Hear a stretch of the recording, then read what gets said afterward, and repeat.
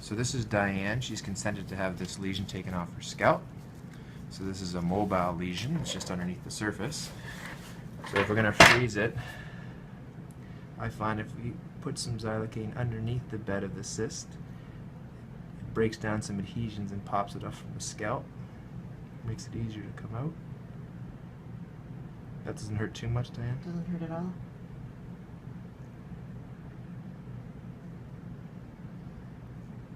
That looks good. You can see it popping up a little bit.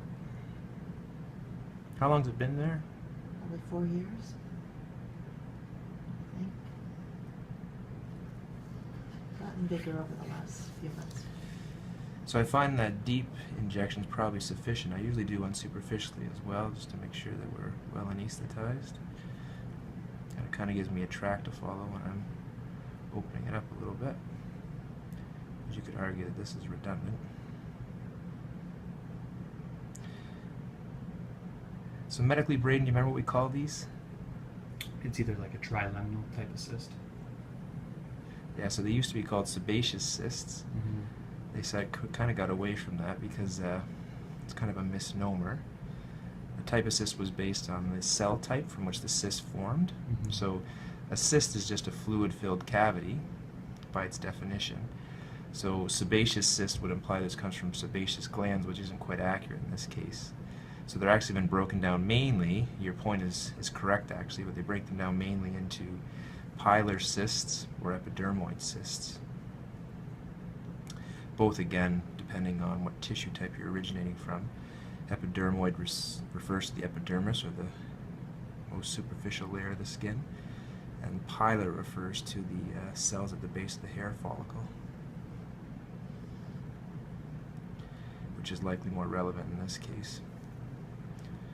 Feels okay? Oh yeah.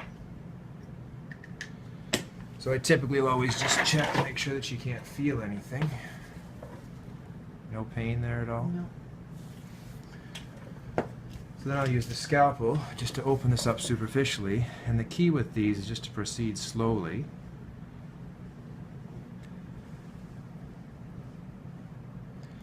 The reality is you'll always be successful getting these out. It's just going to be a function of whether it comes out completely clean with the capsule intact or whether it has to come out in pieces.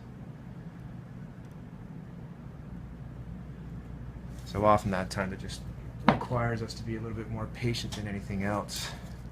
I tend to like using these curved butterflies or Kellys in a form of sort of blunt dissection. Again, you can use a sharp dissection, but I find it sort of comes along easily. So right now I'm not deep enough, so it won't open up.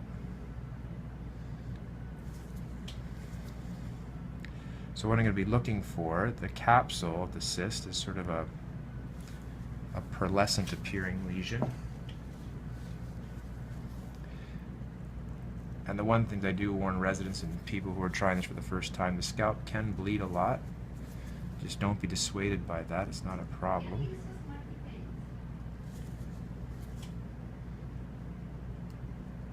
So you can see here this area is opened up.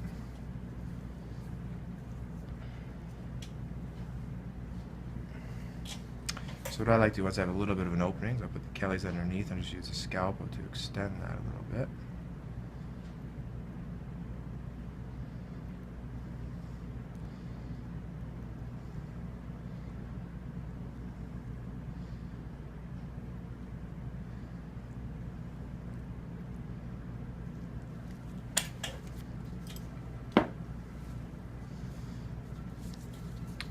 So, and again, so if we see the hit a little vessel, you'll see it starts to bleed a lot. But what we're looking for, you can see it there. I don't know if you can see that, Braden. It's got a shiny material, and that's the capsule. So I'm just going to extend this backwards a bit so it'll be easier when it comes out.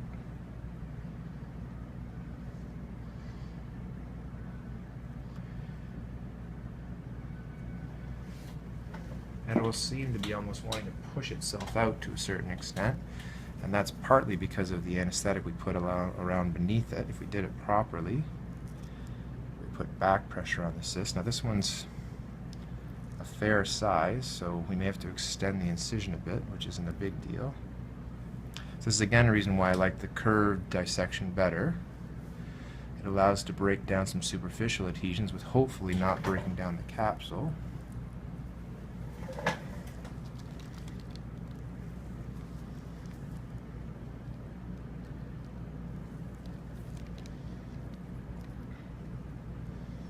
And this is again where I just caution you, a little bit of patience goes a long way with this.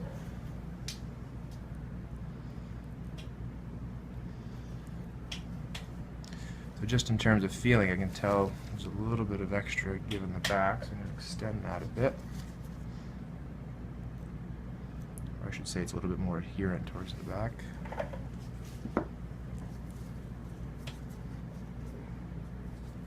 Just going to move my light source here.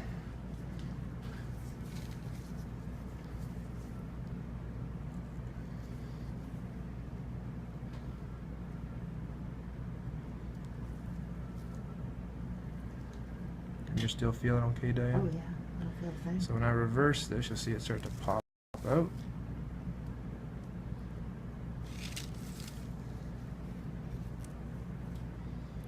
Just like that.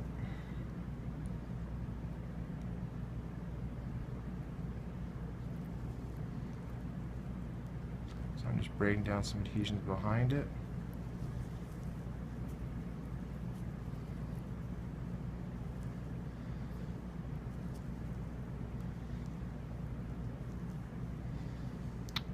Is it.